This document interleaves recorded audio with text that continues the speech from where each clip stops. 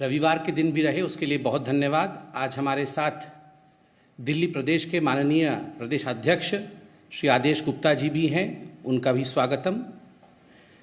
बंधुगण, जिस प्रकार से अरविंद केजरीवाल जी का शासन दिल्ली में रहा, जिस प्रकार से काम नहीं करना और एक माहौल ऐसे बनाना जिससे यह प्रतीत हो कि वो बहुत मेहनत कर रहे हैं, बहुत परिश्रम कर रहे हैं और सिस्टम को सुधारने की कोशिश कर रहे हैं, आज एक उदाहरण के सहित हम उनके इस पोल को खोलेंगे।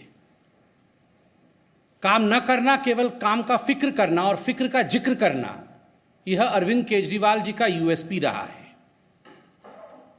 और खास करके विज्ञापनों के माध्यम से अपने पार्टी के भिन्न भिन्न विषयों को आगे बढ़ाने की चेष्टा करना, जो धरातल पे वास्तविकता नहीं है। आजकल भी हम टीवी ऑन करते हैं तो पंजाब के आदरणीय मुख्यमंत्री जी को एक एंटी करप्शन हेल्पलाइन के साथ देखते हैं। मुझे याद आता है जब पहली बार दिल्ली सरकार गठित हुई थी 2014 में, तो उस समय अरविंद केजरीवाल जी ठीक इसी प्रकार टीवी में आते थे और कहते थे कि आप में से कोई भी करप्शन को मत सहना, अगर कहीं भ्रष्टाचार होता है तो हम एक फ़ोन नंबर देंगे, आप तुरंत उस पर फ़ोन कर देना, मैं बैठा हूं, मैं पकड़ लूंगा उन लोगों को और सारे भ्रष्ट लोग जेल के पीछे होंगे। उन्होंने किसी को नहीं छोड़ा था। शीला दीक्षित जी के विषय में तो एक अटैची थी उनके पास, वहां से लेके लालू प्रसाद यादव इत्यादि 13 लोगों की लिस्ट भी थी। आज कुछ खुलासा हम तथ्यों के माध्यम से करने वाले हैं। अरविंद केजरीवाल जी अर्थात आम आदमी पार्टी का जो पहला कार्यकाल था दिल्ली में सरकार के रूप में, वह 28 दिसंबर 2013 से 14 फरवरी 2014 तक का था। 8 जनवरी 2014 को आप सभी को याद होगा, एक भ्रष्टाचार विरोधी helpline, anti corruption helpline Arvind Kejriwal ji ने स्वयं लॉन्च किया था। वो नंबर भी आपको याद होगा, बहुत विज्ञापन हुआ था उस नंबर का, 01127357169। यह वो हेल्पलाइन था और दावा किया गया था, अरविंद केजरीवाल जी खुद आते थे टीवी पे, प्रेस कॉन्फ्रेंस इत्यादि के माध्यम से दावा करते थे कि हजारों हजार फोन कॉल्स इस नंबर पे आ रहे हैं और बड़ा विशेष कार्यवाही जो है इस पे होने वाला है। हजारों कॉल्स आ रहे हैं, ये खुद अरविंद केजरीवाल जी ने कहा था। दूसरा कार्यकाल आम आदमी पार्टी का 2015 से 2020 तक था, 2020 तक था। 5 अप्रैल 2015 को पुनः एक नवगठित हेल्पलाइन लॉन्च किया गया था, एक नया नंबर लॉन्च किया गया था, and the new number was 1031। और यह जो नंबर था, यह विजिलेंस डिपार्टमेंट, दिल्ली सरकार के विजिलेंस डिपार्टमेंट सतर्कता विभाग के अंतर्गत था कि विजिलेंस डिपार्टमेंट इसके ऊपर एक पैनी निगाह रखेगी और जो भी कॉल्स इसमें आएंगे उस पर कार्यवाही करने का काम विजिलेंस डिपार्टमेंट करेगी, क्योंकि विजिलेंस डिपार्टमेंट इन सारे कॉल्स को एसीबी, एंटी करप्शन ब्यूरो, उस समय विजिलेंस डिपार्टमेंट के अंडर में था, एसीबी के पास भेजेगी। इस पर भी बहुत विज्ञापन हुआ। एक ऐसा माहौल बनाया गया मानो भ्रष्टाचार के खिलाफ बहुत बड़ी लड़ाई लड़ने की चेष्टा अरविंद केजरीवाल जी की है। आपको याद होगा उसके पश्चात दिल्ली सरकार के सतर्कता विभाग अर्थात विजिलेंस डिपार्टमेंट में से एसीबी चला गया, एसीबी उनके पास नहीं रहा। जब एसीबी उनसे छिन गया तो आम आदमी पार्टी ने प्रेस कॉन्फ्रेंस किया और कुछ आंकड़े रखे। प्रेस कॉन्फ्रेंस के माध्यम से उन्होंने आंकड़े रखा कि ये जो हेल्पलाइन 1031 खोला गया था, उसके माध्यम से जो कॉल आए थे उनकी संख्या 1,25,000 की थी। 1,25,000 calls were received through this helpline, the anti-corruption helpline, that is 1031. And mostly these anti-corruption calls, ये जो भ्रष्टाचार के विरोध जो कॉल्स थे, ये कॉल्स कुछ विभागों की थी जिसमें एमसीडी, पुलिस, परिवहन विभाग और दिल्ली जल बोर्ड सम्मिलित थे। कि इन 4-5 विभागों का बहुत कॉल्स आया है, 1,25,000 कॉल्स आई है। और आम आदमी पार्टी ने प्रेस कॉन्फ्रेंस करके कहा था उस समय कि इसके आधार पर लगभग 152 अधिकारियों को निलंबित अर्थात सस्पेंड किया गया है और 35 अधिकारियों को गिरफ्तार किया गया है। एक आरटीआई का सिलसिला चालू हुआ। राइट टू इंफॉर्मेशन है। लोगों ने जानना चाहा कि वास्तविकता इस नंबर का क्या था, कितने लोगों को वास्तविक रूप से इसमें सजा हुआ। जो दिल्ली पुलिस की आरटीआई की जवाब 13 मई 2015 को दिल्ली पुलिस से यह आरटीआई में मांगा गया कि कितने लोग गिरफ्तार हुए, क्योंकि जो नोडल एजेंसी है कार्यवाही करने की, एफआईआर दर्ज करने की, शिकायत दर्ज करने की, वो तो आप हैं। तो कितने लोग गिरफ्तार हुए, क्या कार्यवाही हुई? तो दिल्ली पुलिस का कहना था कि कुल मिलाकर के 1031 पे 282 कॉल्स मात्र आए और 7 केस दर्ज हुए। गिरफ्तारी किसी की नहीं हुई, मात्र 7 केस दर्ज हुए। Just imagine. आम आदमी पार्टी के प्रवक्ताओं ने, उनके नेताओं ने प्रेस कॉन्फ्रेंस करके कहा 1,25,000 कॉल्स आई, 152 सस्पेंड हो गए, 35 गिरफ्तार हो गए। भारी जुर्म हो गया था इसलिए 35 गिरफ्तार हो गए। किंतु दिल्ली पुलिस ने कहा कुल मिलाकर के 282 कॉल्स आए। डिफरेंस देखिए, 1,25,000 और 282, और केवल 7 केस दर्ज हुए। कोई गिरफ्तार नहीं हुआ, कोई 7 केस दर्ज हुए। ठीक उसी प्रकार स्पेशल सीपी एंटी करप्शन एक विभाग था, उसके जो स्पेशल सीपी थे, स्पेशल सीपी के अनुसार 20 अप्रैल 2015 को उन्होंने कहा कि ये जो 1031 हेल्पलाइन था, इसमें मैक्सिमम 451 शिकायतें आईं, 11 मामले दर्ज हुए। 7 से 11 मामले। एसीबी जो एंटी करप्शन ब्यूरो था, उनका मानना था कि 11 मामले दर्ज हुए, पुलिस ने कहा 7 मामले दर्ज हुए। बाद में आपको पता है ये जो हेल्पलाइन था 1031, जिसके ऊपर इतना फैनफेयर हुआ था कि पता नहीं दिल्ली का चेहरा बदल जाएगा, करप्शन आम आदमी के जीवन से समाप्त हो जाएगा, ये बंद हो गया। ये कोविड हेल्पलाइन में परिवर्तित कर दिया गया और अभी भी ये बंद है। आज पंजाब के चीफ मिनिस्टर इसी प्रकार के एक हेल्पलाइन को लेकर वो कहीं ना कहीं पंजाब बदल जाएगा इस प्रकार की राजनीति भी कर रहे हैं। और आपको जान के आश्चर्य होगा कि उस समय के जो एसीबी अधिकारी थे, ये ऑन रिकॉर्ड है, ये पब्लिक में है, कि उस समय के जो एसीबी अधिकारी थे, उन्होंने कहा कि ये जितने भी 1031 पे कॉल आए थे उनका कोई रिकॉर्ड नहीं है। No record keeping could be done. Why? क्योंकि ये सब दिल्ली सरकार ने उस समय निजी स्वयं सेवकों को रखा था। निजी मतलब अपने ही जो सिविल सोसाइटी के लोग होते हैं, एनजीओ के लोग होते हैं, उनको रखा था इस काम को करने के लिए। सो दे वर नॉट क्वाइट डेप्थ।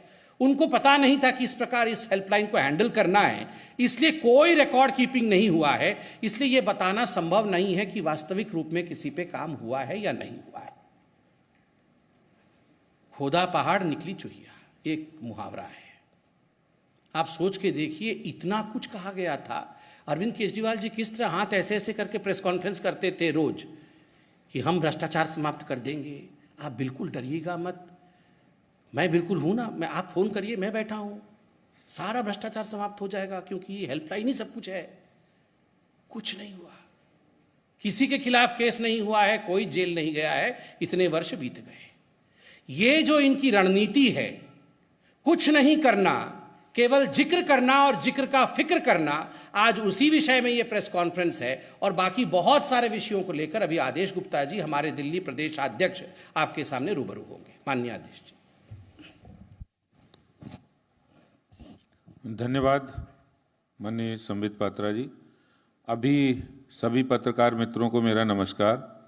अभी बड़े विस्तार से दिल्ली में अरविंद केजरीवाल की भ्रष्टाचार विरोधी हेल्पलाइन के बारे में उनका पोल खोलने का काम संबित जी ने किया है।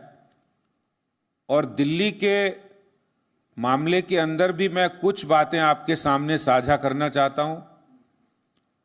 दिल्ली के मुख्यमंत्री जी इस समय पंजाब के अंदर उनकी सरकार बनी, तो उन्होंने ट्वीट किया कि हमने 11 दिन के अंदर दिल्ली के अंदर एक परिवर्तन किया, एक पंजाब के अंदर कट्टर ईमानदार सरकार आ गई है। और ऐसी कट्टर ईमानदार सरकार को चलाने वाले जो कट्टर ईमानदार मुख्यमंत्री केजरीवाल हैं, उनके बड़े ही कट्टर दोस्त और मित्र और उनके सखा रहे ऐसे दिल्ली में उनके ही मंत्रिमंडल के मंत्री सत्येंद्र जैन जी की एक कारनामा सामने आया। और वो कारनामा उनकी लगभग 5 करोड़ की संपत्ति, जो कि फर्जी कंपनियों के नाम पर हवाला कारोबारियों से लेन देन करके उन्होंने जमीन खरीदी थी, उसको जब्त किया गया। और यह कार्रवाई बहुत नई नहीं है, पिछले 5-6 सालों से उन पर यह कार्रवाई चल रही, उस पर जांच चल रही। और उस जांच के दौरान यह पाया गया कि किस तरह से सरकार का जो वो उपयोग कहते हैं उसको दुरुपयोग कर रहे थे, अपने पद का दुरुपयोग कर रहे थे। किस तरह से दिल्ली के कट्टर ईमानदार मुख्यमंत्री के कट्टर दोस्त और चहेते सत्येंद्र जैन के हवाला कारोबारियों से जो लेन देन था उसमें 16.38 करोड़ रुपया हवाला कारोबारियों से लेन देन किया। और खुद हवाला कारोबारियों ने इस जांच के दौरान बताया, जीवेंद्र मिश्रा, अभिषेक चोखानी, राजेंद्र बंसल। और ये बात यहीं नहीं रुकी, उसके बाद उन्होंने मंत्री पद रहते हुए 3 कंपनियां, जो शेल कंपनी है जिसमें हवाला का पैसा वो लेते थे, Indo metal impacts private limited, Akinchan developers private limited, Prayas info solutions private limited, ये वो कंपनियां हैं जिनको चलाने का काम सत्येंद्र जैन और उनके परिवार के लोग करते हैं। शेल कंपनी है, इसमें जितना उनका नंबर 2 का पैसा हवाला के थ्रू वो लेते थे और इससे करते क्या थे, ये बात भी बहुत जानकारी आपको दे रहा हूं। वो दिल्ली में इससे जमीनें खरीदते थे, क्योंकि सैया भय कोतवाल तो हमें डर काएगा। खुद मुख्यमंत्री उनके दोस्त है, मुख्यमंत्री जी पूरा शेल्टर दिए है और उनको मंत्रालय भी वो दे रखे, यूडी मिनिस्टर हैं, पीडब्ल्यूडी मिनिस्टर हैं। क्योंकि सड़क कहां से निकलेगी, कहां की जमीन कब महंगी होगी, ये सब अगर किसी को पता है तो वो दिल्ली में सत्येंद्र जैन को पता है। इसलिए उन्होंने किया क्या, इन तीनों कंपनियों के नाम पर दिल्ली के अंदर 123 बीघा जमीन खरीदी, 27.89 करोड़ में, और फिर 200 बीघा जमीन खरीदी। कहां खरीदी? कृषि भूमि खरीदी, कराला में, औचंदी, निजामपुर, बुद्धनगर, उत्तर पश्चिम के तमाम इलाके, पल्ला, बख्ताबरपुर।